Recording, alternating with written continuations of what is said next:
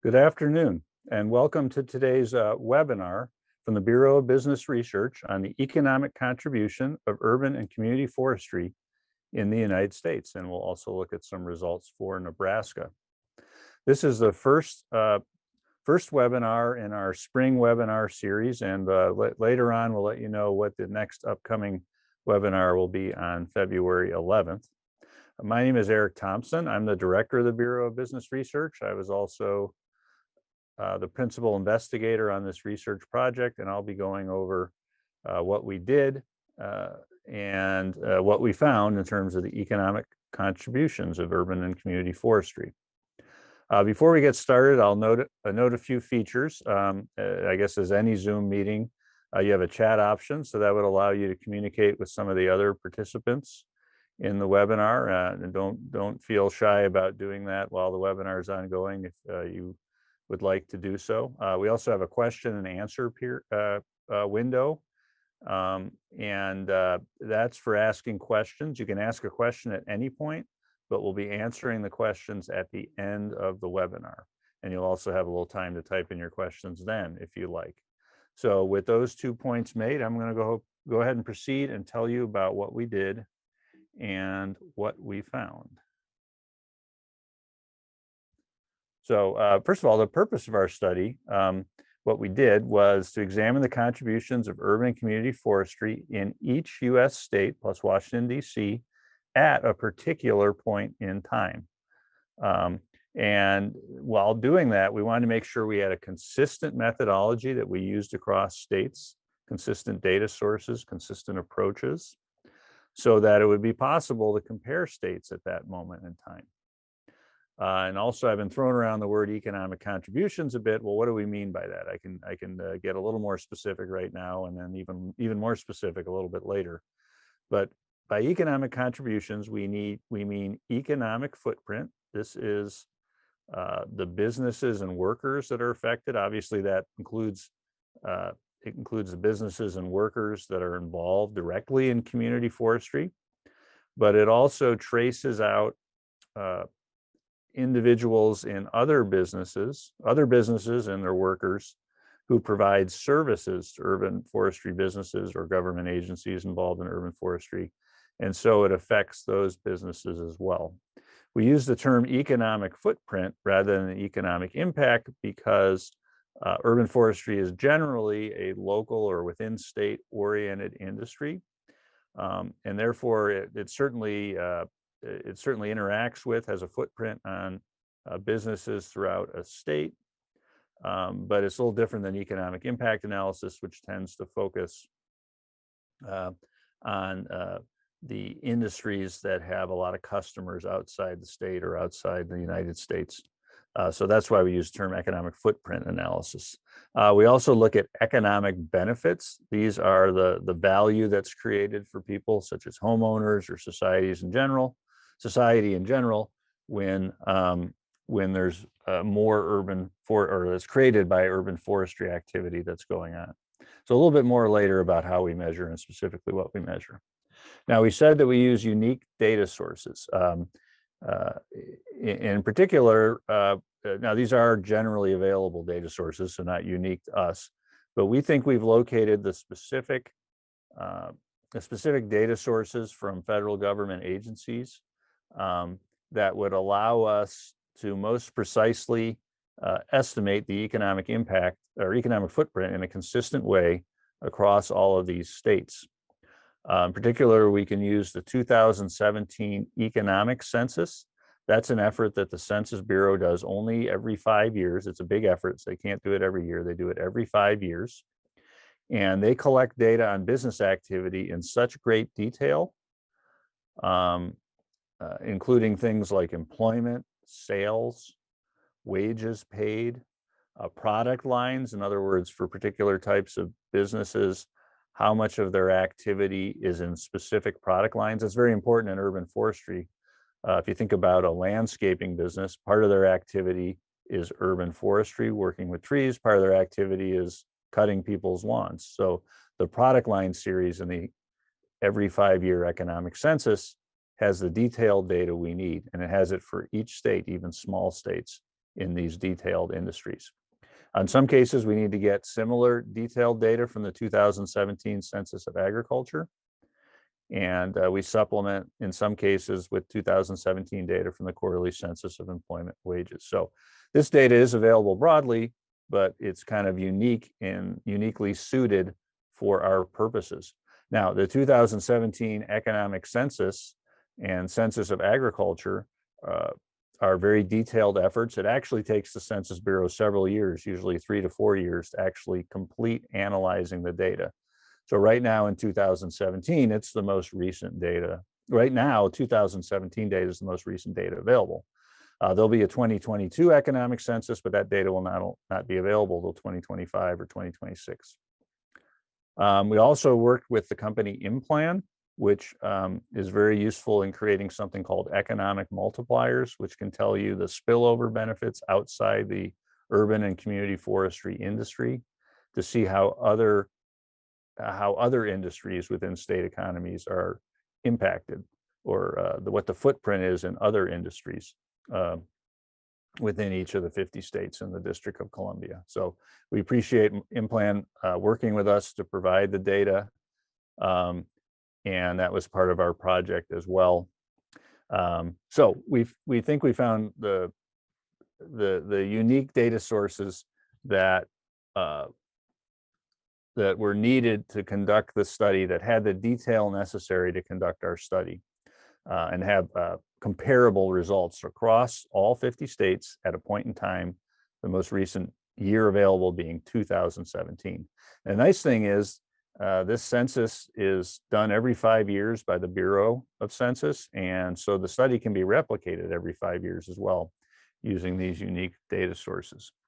Now, an especially unique data source that we had access to was related to the Arbor Day Foundation. I should have mentioned at the beginning, the Arbor Day Foundation was the sponsor of this research through a grant that they received from the US Forest Service. So the Arbor Day Foundation made that major contribution, but also helped with the research by providing access to some of the unique data that they have. So the Arbor Day Foundation has a number of programs where they have data that specific cities or utilities or universities have turned in about their level of urban forestry activity. We did need to do a follow-up survey with their program participants, but even in that case, the survey went well because Arbor Day had specific contacts, active contacts, that were more likely to be, were easy to identify so we could communicate with them and were more likely to respond to our survey. And again, over 3,500 cities through the Tree City USA program, 139 utilities that participate through the Tree Line USA program, and 337 college or university campuses through the Tree Campus USA program.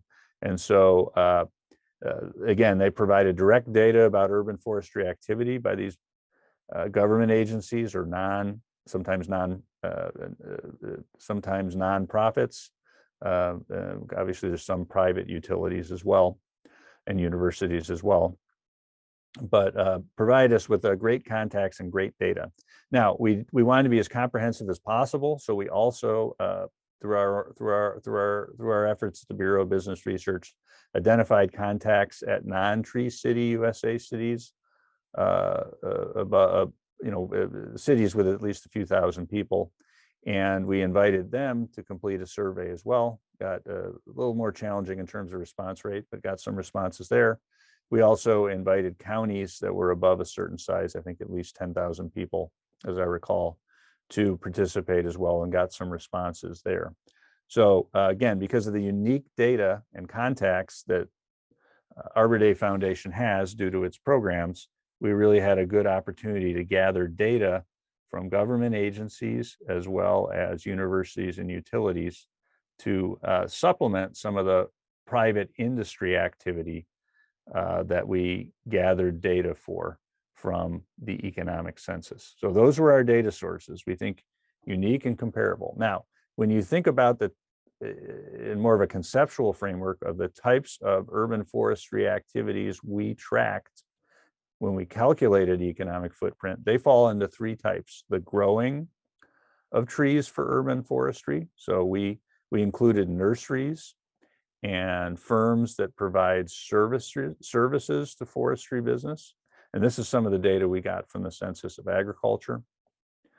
We also looked at businesses that distribute trees for plant around the country, distribution businesses. So that, of course, means wholesale and retail trade. And again, the industries within wholesale and retail trade that are focused on urban forestry and garden products. And again, we had product sales within each of those wholesale and retail industries, so we could figure out the portion of activity that was related to urban forestry. And then finally, the businesses and sometimes local government agencies and utilities and universities involved with planting and maintaining urban forests.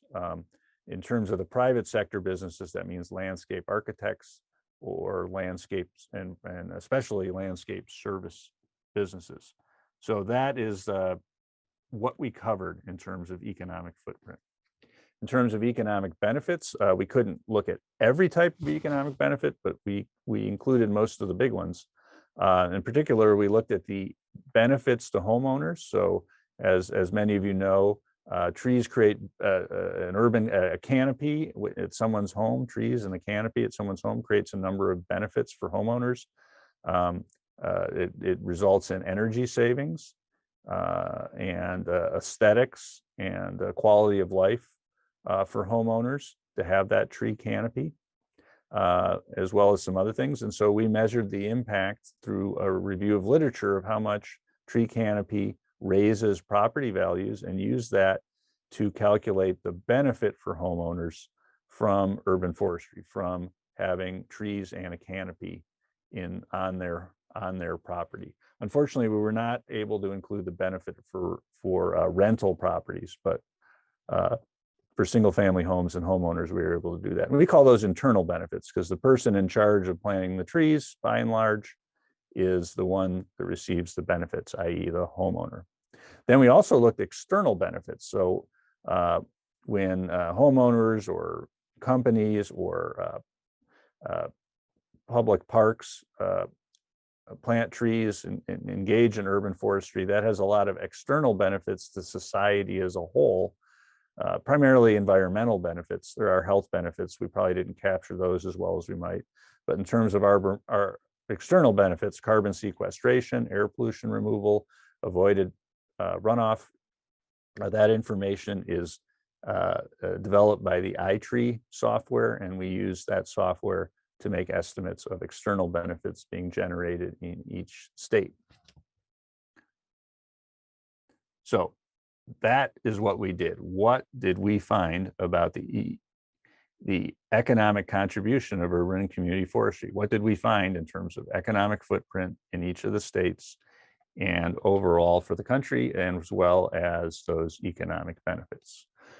Well, before we launch into that, I'm going to mostly focus on national results, nationwide results, as well as some results from here in Nebraska. But if you want to look at your state or just look at the overall report and get a little bit more detail, the report is available from the website that you see here, this web link.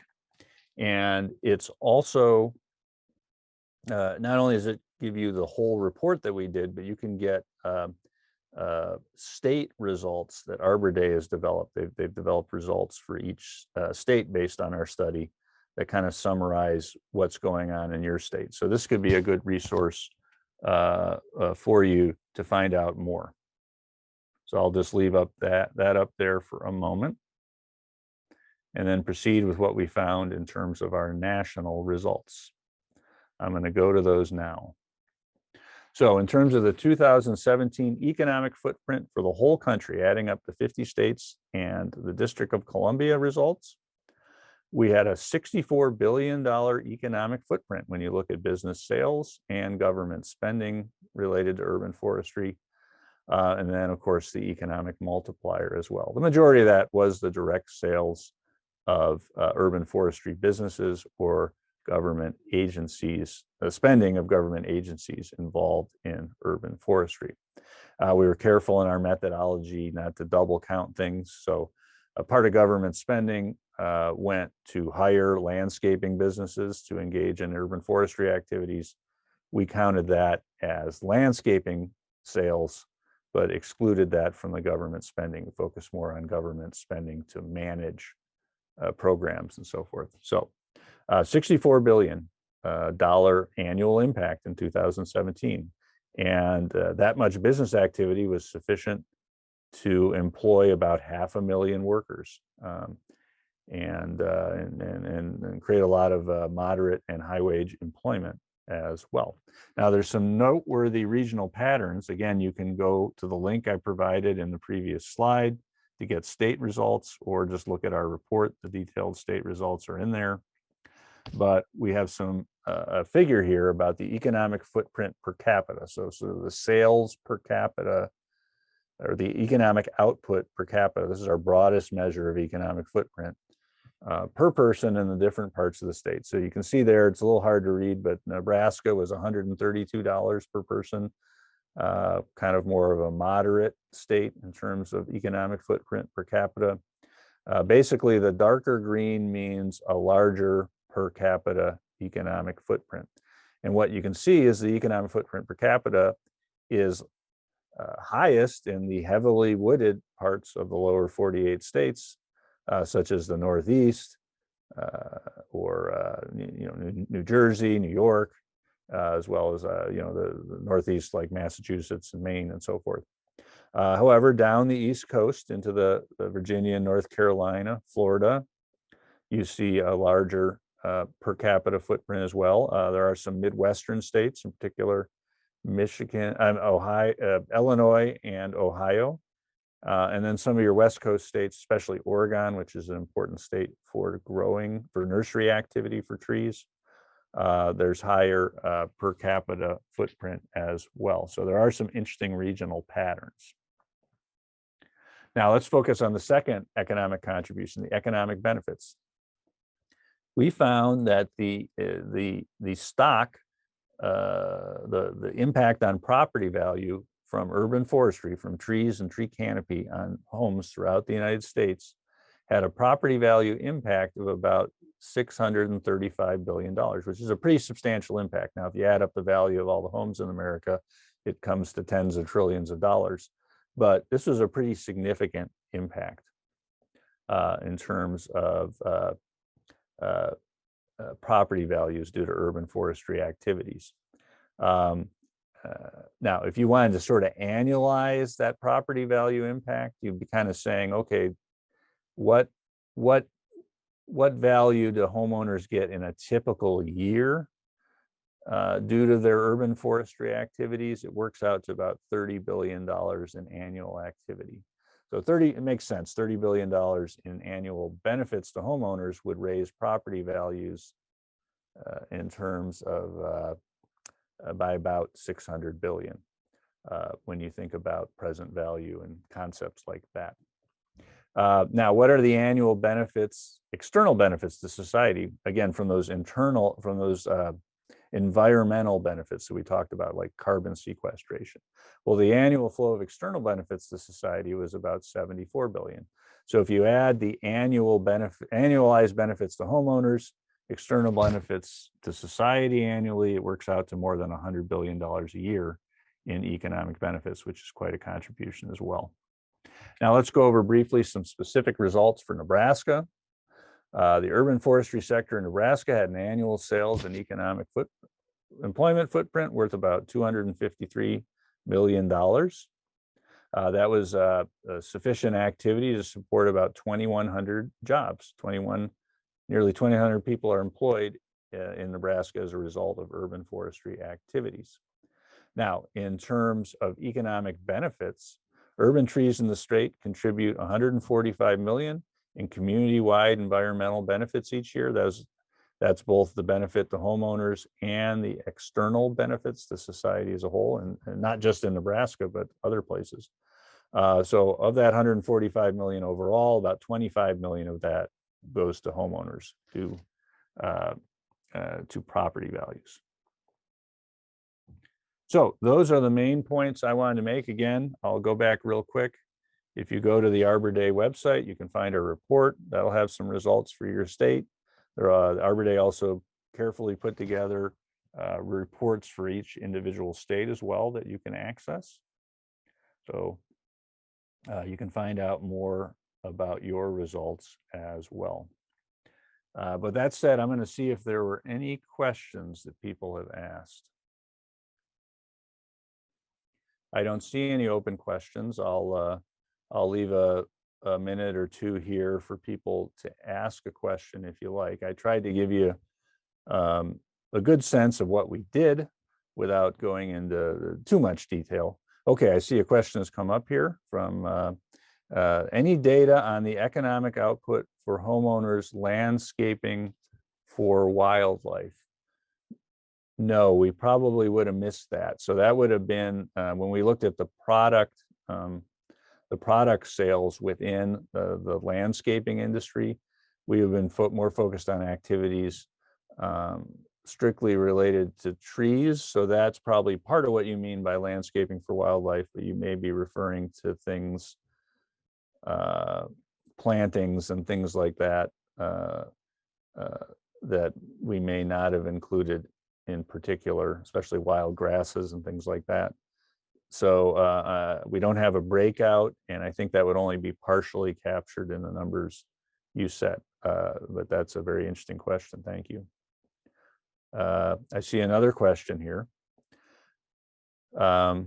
Is there a way to provide similar study results for metro areas such as the Omaha, Council Bluffs metro area? That's an excellent question. Unfortunately, as great as that 2017 economic census data is, it doesn't have some of the key components, such as product line sales broken down specifically for metropolitan areas. The data tends to be county-based, actually. So that some of the data in smaller counties would not, like for employment and so forth, would be suppressed. So we don't have that. I think a reasonable thing to do would be to compare the relative size of the Omaha, Council Bluffs metropolitan area and the Nebraska as a whole. Obviously, some of Omaha and Council Bluffs is in Iowa, but the majority is in Nebraska. So if you compared, say, the population of the Omaha Council Bluffs area and the employment of the Omaha Council Bluffs area with the state of Nebraska, maybe took an average share, and then you could share down those statewide results I provided to you, and that would give you, I think, a reasonable estimate. Not perfect, but would give you something to work with there. Are there any other questions? Well, I'm not seeing any open questions at this time. Obviously, if something occurs to you later, you can contact me, Eric Thompson, at the Bureau of Business Research, or just contact the Bureau of Business Research. My email address is ethompson2@unl.edu, and I'll show you the Bureau email address a little bit later with our contact information. I said this at the beginning, I did want to mention our next webinar in the spring series is on February 11th. We'll be looking at challenges with labor supply. Obviously, it's something that people have been talking about throughout the economy, just in general, looking across the different industries and occupations. So that'll be coming up in a few weeks.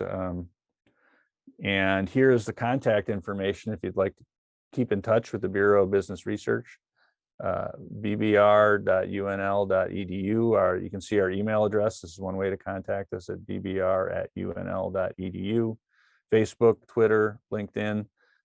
If you send us an email at bbr@unl.edu, you can join our preferred email. You can join our monthly email list, so you would get our monthly reports and occasional reports sent to you, such as the study I presented today, I think was sent out to our email list members. So that's an option that you have. I certainly appreciate you attending today. Whether you choose to sign up or not, it's been great to have you here. And thank you so much for your time this afternoon.